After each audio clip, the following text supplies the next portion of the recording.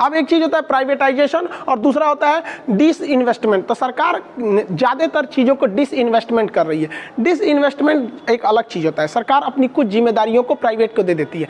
जैसे मान के चलिए हमारा ये कोचिंग है, हम यहाँ पर क्या करते हैं, एक काम करते हैं, हमको हर चीज़ देखना पड़ता है। ऑफिस में क्या इंक्वायरी आ रही है, टेक्निकल टीम क्या चीज़ है, ऑनलाइन टीम क्या है, ऑफिस में ऑनलाइन पढ़ा रहे हैं, ऑफलाइन पढ़ा रहे हैं, फिर उस पर सिक्योरिटी है। तो हम लोग भी क्या करते हैं, डिसइन्वेस्टमेंट टाइप का एक काम कर देते हैं।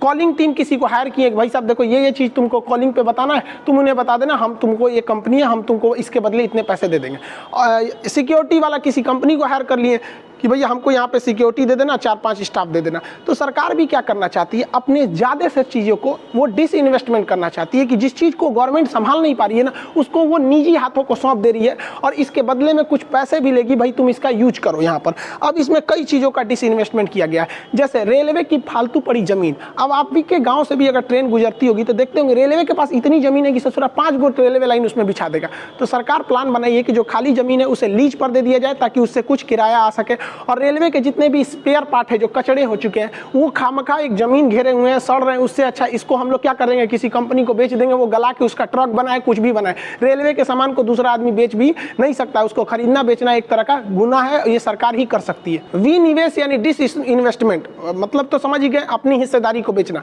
तो सरकार LIC के भी अपनी हिस्सेदारी को बेचेगी, कहेगी भाई सब देखो LIC है, हमको तुम दे दो 10,000 करोड़ दे दो, LIC का इससे इतनी हिस्सेदारी ले लो। तो इसमें सरकार को क्या होगा कि कुछ हिस्सेदारी दे देगी, तो जो हिस्सेदारी खरीदता है भैया, उससे जब हिस्सेदारी खरीदेगा तो सरकार के पास भी तो पैसे आएंगे, वो भी कुछ काम करेगा। इसी के तहत इसको एयर इंडिया को भी प्राइवेट किया जाएगा। हालांकि बहुत ज़्यादा 90% उम्मीद है कि एयर इंडिया को टाटा खरीद लेगी, हालांकि क्योंकि एयर इंडिया की शुरुआत जमशेदजी टाटा के समय पे ही हुई थी। तो ये टाटा के लिए एक समझ जाइए तो एक ड्रीम प्रोजेक्ट है कि उसी के खानदान ने एयर इंडिया चालू किया था और दोबारा उन्होंने ही उसे खरीद रहे हैं। कौन जो कंटेनर को ले जाती है, इसको तो प्राइवेटाइजेशन या डिसइन्वेस्टमेंट के थ्रू सरकार इसको भी अपने दिमाग से हटाएगी कि भैया ये सब काम तुम ही करो। यहाँ भारत सरकार का BPCL जो है बहुत ज़्यादा फायदे में चल रहा है।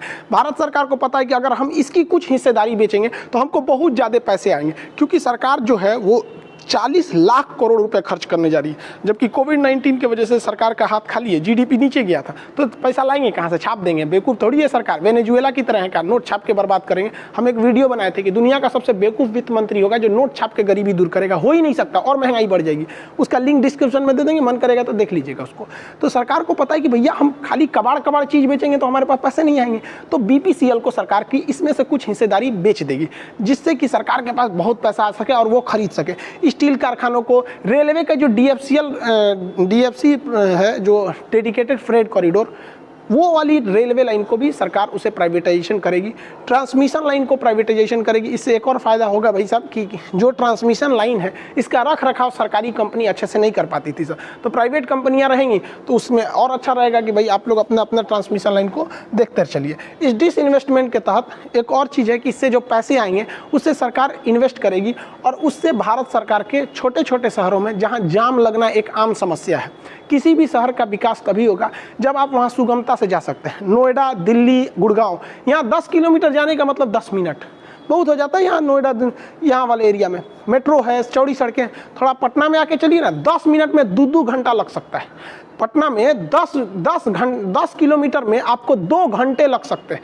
पटना के इस शहर से उस शहर जाना, इस कोना से उस कोना, 2-3 घंटे बर्बाद हो जाएंगे। इसलिए सरकार को पता है कि हमें मेट्रो चलाना है, बट मेट्रो पे खर्च ज़्यादा आएगा, इसलिए लाइट मेट्रो चलाया जाएगा जिसकी सुविधाएं मेट्रो की तरह होती है लेकिन खर्च बहुत कम आते हैं। और सरकार ने पूरी तरह से मन बना लिया है कि विद्युत रेलवे को अगले साल तक 100% इलेक्ट्रीफाई करेंगे। इससे 3-4 फायदा होगा। हमें अरब देशों पर डिपेंडेंट रहना पड़ता है पेट्रोल के लिए, पेट्रोल का डिपेंडेंसी घट जाएगी, जिससे हमारे ऊपर पॉलिटिकल दबाव घटेगा, उन्हें पैसे देना पड़ता है वो घटेगा। 12,000 करोड़ को फायदा होगा रेलवे अगर विद्युतीकरण हो जाए तब, और इससे सबसे बड़ा पर्यावरण को बहुत ज़्यादा फायदा होगा। सरकार ने सबसे ज़्यादा अगर कहीं काम किया तो भाई साहब इंफ्रास्ट्रक्चर पे जबरदस्त काम किया है, और ये रोड ट्रांसपोर्टेशन में, हाईवेज वगैरह में इतना बेहतरीन सरकार ने काम किया है। 85-100 किलोमीटर का नया एक्सप्रेसवे, हाईवे वगैरह को बनाया जाएगा, और पर डे सरकार ने लक्ष्य रखा है कि वो 22 किलोमीटर सड़क बनाएगी। अब मोदी जी के मंत्रिमंडल में हमको सबसे ज़्यादा अगर कोई काम करते हुए दिखते हैं तो भाई साहब नितिन गडकरी इतना बेहतरीन काम करते हैं, मतलब पर्सनली हम इनके बहुत वाले फ़ैन हैं क्योंकि ये कभी भाषबाजी या उस तरह का भाषणवार नहीं काम करते, एकदम बेहतरीन ढंग से काम करते हैं और रोड ट्रांसपोर्टेशन कनेक्टिविटी वगैरह में मामले में ये बहुत बेहतरीन काम कर रहे हैं। आप देखेंगे कि भारत में एक्सप्रेस वे का एक चलन बहुत ज़्यादा बढ़ चुका है। सरकार की प्लानिंग है कि नई गैस पाइपलाइन को बिछाई जाएगी, जिससे कि क्या है कि लोगों को डायरेक्ट घरों में गैस पाइपलाइन के कनेक्शन दे दिए जाएंगे, इससे कि उनको बार बार सिलेंडर लेके घूमना ना पड़े। लेकिन सरकार इतना काम करने के लिए सोच रही है, ये सब का पैसा आएगा कहाँ से? तो सरकार एक नई फंड बनाएगी, एक संस्था बनाएगी फाइनेंस डेवलपमेंट के नाम से। उसके पास बहुत सारे पैसे सरकार ऐसे भर देगी और उससे कहेगी तुमको ये काम में पैसा देना है। तो उसके पास पैसा कहाँ से आएगा? तो उसको सरकार जो है अपने पास से 20,000 करोड़ रुपए देगी और बाकी के 5 लाख करोड़ इन्वेस्टमेंट के थ्रू उसमें कराएगी। अब सड़क बनाने का पैसा वही दे देगी, जो काम अटका हुआ है उसमें वहां से पैसा दे देगी, जिससे कि जो भी काम अटक गए हैं वो द्रुत गति से चालू हो सके। स्क्रैप गाड़ियों के लिए नई योजना लाया गया है कि जितने प्राइवेट गाड़ियां हैं जो पर्सनल यूज के लिए, अगर वो 20 साल से ज्यादा पुराने हैं तो सरकार उन्हें हटा देगी।